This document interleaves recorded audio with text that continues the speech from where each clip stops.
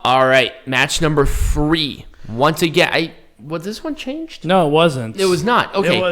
This was Los Ingobernables de Japon, which was Bushi, Sanada, and Tetsuya Naito versus my favorite new up-and-coming latest team on the block. Peanut Gallery jerks off to all of them as they United all have an Empire. orgy. Actually, I probably would be paying for that. Great Okada. Fuck, I would. Jeff Cobb and Aaron Henare in the United Empire. I mean, United Empire. I don't know why, but if they were like ever going to do like a legitimate 4-way, I'd watch it. I probably would. Anyways, let's talk about this match in particular. This was actually a decent match. It was. Once again, it was pretty cookie cutter standard to what we saw, the previous incarnation of everything that was going on, especially with this match. But, the match was fine. I really enjoyed it. I thought this one was structured a little bit weirder than the other one, but I feel like everything that happened around this whole night was kind of thrown off. It was. Just because, it was literally last minute. It was. So, they literally had to change the card that day. Yeah. I don't know who it was. They had to pull a Vince McMahon and change the card. Yeah, but they had to do it out of necessity, not out of ignorance or exactly. Right. So, it was a fine little match. I wasn't mad about it, but it was a tour of the islands. I think on Bushi for the United Empire to win. Yes. Kind of get that back. Bushi ate the pin. And everybody looked fairly strong, even Bushi in his loss. Yep. Being the only junior heavyweight in this match as well, it's definitely shoes that are a little bit harder for a junior to fill. But I think that Bushi is really coming into his own on this situation. Definitely. So, match number. So we are back. We're going to make Wrestling Dontaku majestic again, but because of what happened with night number 2, we have to adjust it slightly.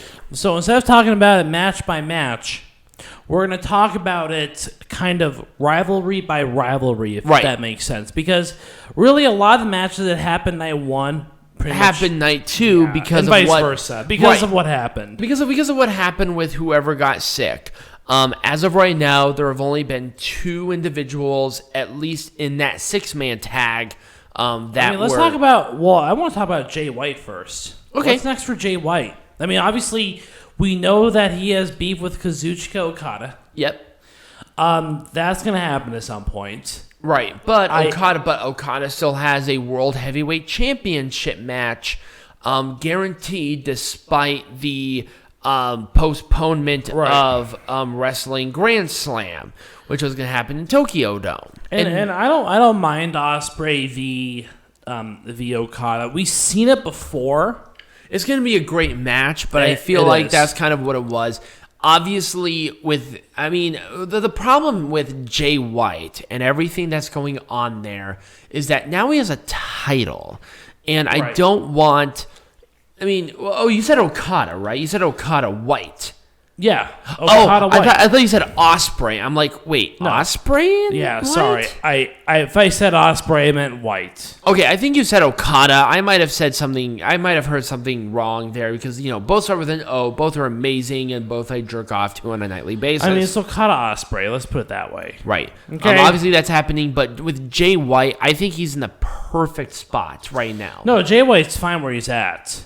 Right, and I don't want Jay White to do anything else other than what he's doing right now. And obviously, I don't mind the thing with Tanahashi. If they even do another match for the Never Openweight title, which they probably will, because he is entitled to a rematch clause. Yep, absolutely. And I will not be mad about that because this was a great match. All right, so question is, and what's next for Tama Tonga, Tonga Loa, and Taichi and Zack Sabre Jr.? Obviously, at this point in time, I feel like they're kind of going their separate ways.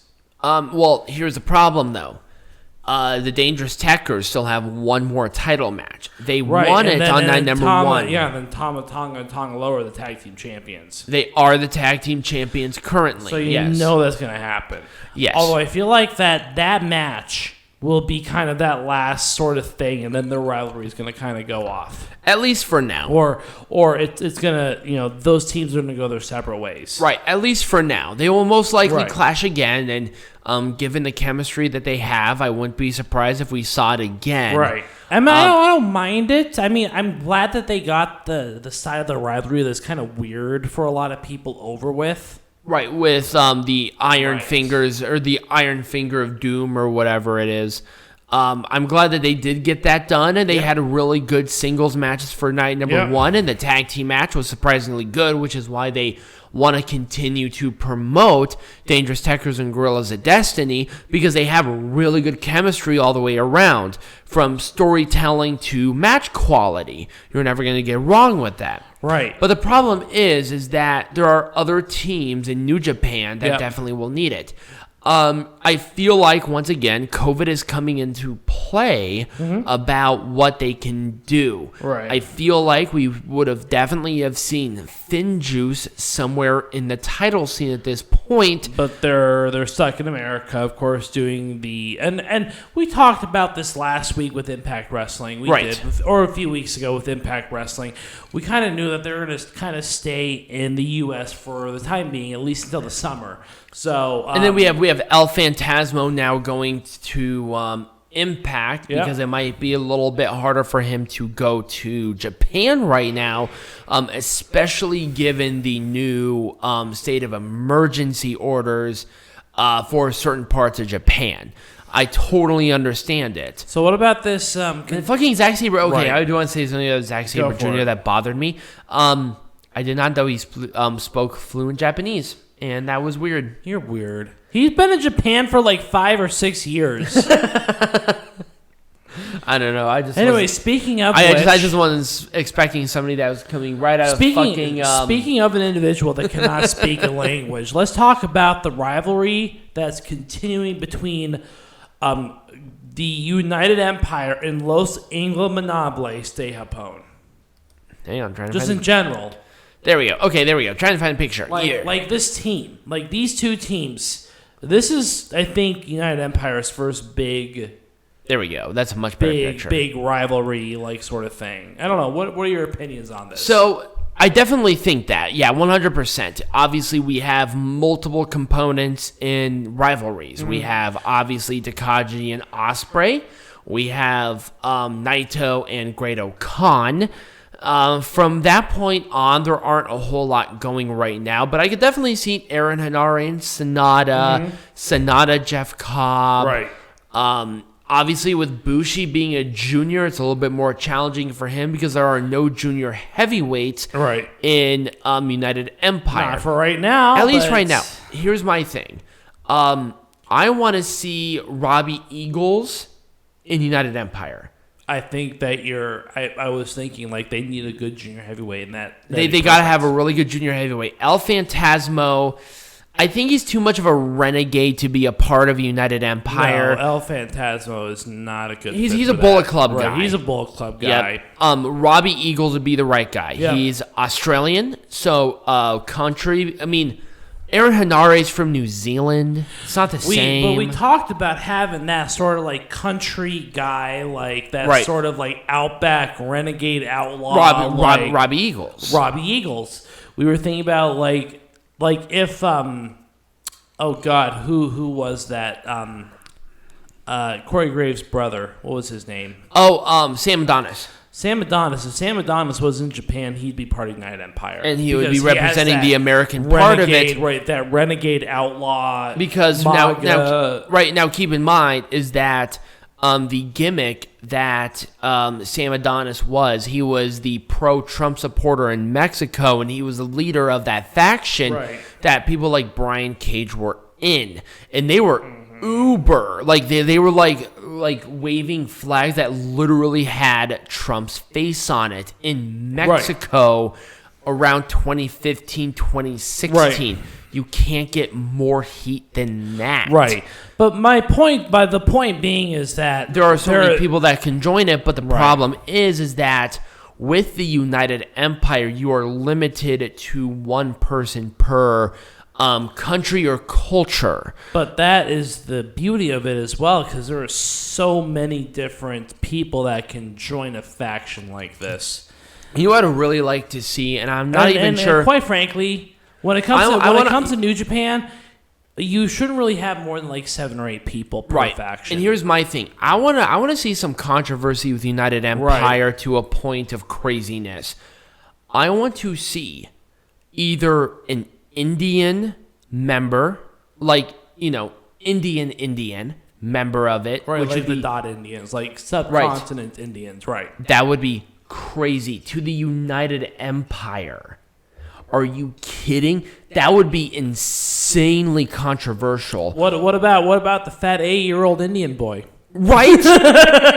What was his name? I can't remember. I watch a lot of Mark Eady, right? Mark Eady. Apparently, Peanut Gallery does not know who he watches at all. But the problem is that one guy who's the hawk? It's either that, or I would love to see like a Ugandan, a sub-Saharan African member, like IRL, like Kofi Kingston if he went to New Japan became a heel. I mean, it was West Ghana part of the was that part of sub-Saharan? Yes, technically. No. Well, I mean, I was talking about more so as a part of British Empire. Oh yeah, absolutely. Ghana was a huge part of the British Empire. Okay, I mean, I could see that physically. I'm just not sure what would happen. But here. Kofi Kingston has his dick firmly into the asshole of Vince McMahon. Yeah, it's not going to happen. But I would love to see that kind of not only racial integration, but also that controversial part where, I'm the representative of this country, but I'm underneath a Brit. Mm-hmm. That would be awesome. And, this is another thing I found interesting, just in general. And we're talking about Bullet Club versus, for example, night number 1, Bullet Club was facing a faction that was not associated with any faction, like the match between Evil, Yujiro, Taichi, and Dick Togo versus Toriano, Tenzan, Tiger Mask, and Master Wato. Was it number 1 and number 2? It was night number 1. But night number 2 was really kind of the same thing, where Yujiro and Taichi were facing Hiroyoshi, Tenzan, Master Wato. I think this kind of harkens back to my thing about how Bullet Club is kind of that dominant heel faction trying to get one over on the non-faction. I will say it's not as popular as it once was. No, definitely. Because there are a lot of face factions now. Right. And I think that Bullet Club's rivalry, I mean, they've done a lot of rivalries with a lot of different people, but I think their big one right now, I think, is with just New Japan in general. Well, that's my point. My point is that I feel like Bullet Club is kind of the big heel faction right now, even though they started out as a renegade. I think they should harken back to that renegade-esque style. I feel. Maybe. And I think that's what's missing from it. We're not getting a lot of you're getting a lot of individual rivalries, like with Evil and Toru Yano, but it's like, let's really start to promote going against New Japan in general. Mm-hmm. I'm usually not the biggest fans of factions or anything like that. But the point being is that I think that Bullet Club has kind of taken on that mantle of that heel faction in general. There's a thing about controversy that I really enjoy, and they're really, other than maybe United Empire that has the opportunity to have some controversy, there really isn't anything there. And I think part of it also, it's like, they don't know who wants to be a main eventer. It's like Evil was double champion at one point, where Bullet Club was actually now starting to gain that momentum again. Bullet Club is kind of put off to the wayside now, because really right now United Empire is the main focus. United Empire is the new dominant heel. Even though they're not big, they're kind of the dominant heel faction. Here's Bullet Club kind of languishing off to the sidelines. But they have titles. But then you have like Jon Moxley, who has that stranglehold on the United States heavyweight champion. where they don't want him to lose it, but at the same time, how much traveling can he do? I think they really got to bring back that belt. They got to bring back here's the thing, is that Bullet Club will not be revived until travel comes back. That's my opinion. Right, absolutely, 100%. I don't think that Bullet Club, because there are obviously a lot of people outside of Japan that are part of Bullet Club in spirit really, in some way. Right, and it's really hard to bring any kind of other people back. Like you got to bring back Kenta. Gallows and Anderson. You got to bring back Kenta. You got to bring back even someone like El Phantasmo. Yeah. You got to bring back that strong junior heavyweight that was going to go for the heavyweight champion. You got to bring back even Kenny Omega because he's part of the Bullet Club. Well, kind of. I would say that he's more so kind of by himself. He's kind of in his own weird thing. He is. He's kind of but you know what? Hey, that would be a great addition. Here's my thing. Here's my thing about this is that travel will definitely really shoehorn in, I think, a lot of rivalries that New Japan are thinking. I think it's going to bring New Japan. It's going to bring Bullet Club back up to kind of the top faction. And I think like one thing that we said about Robbie Eagles is a very important thing. Is a guy who will really fit within that premise of the United Empire, a great junior heavyweight from a territory that is still at least to a point British controlled, and that's what we need. We need some controversy kind of pushed into it, and also the problem is New Japan Strong. It's almost its own thing. Let's start, and they can't integrate that in yet. So it's very challenging.